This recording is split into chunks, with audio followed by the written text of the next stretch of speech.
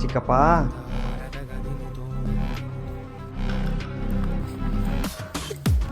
ನಮಸ್ಕಾರ ಸ್ವಾಮಿ.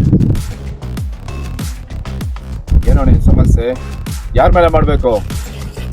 ನಮ್ಮ ಚಿಕ್ಕಪ್ಪ ಮೇಲೆ ಮಾಡ್ಬೇಕು ಸ್ವಾಮಿ. ಸ್ವಾಮಿ, ನಮ್ಮ ಚಿಕ್ಕಪ್ಪ ತುಂಬಾ ತೊಂದರೆ ಕೊಡ್ತಿದ್ದಾನೆ ಸ್ವಾಮಿ. ನೀವೇ ಹೆಂಗಾದ್ರೂ ಮಾಡಿ ಅವ್ನಿಗೆ ಹಿಂಸೆ ಕೊಡ್ಬೇಕು ಸ್ವಾಮಿ.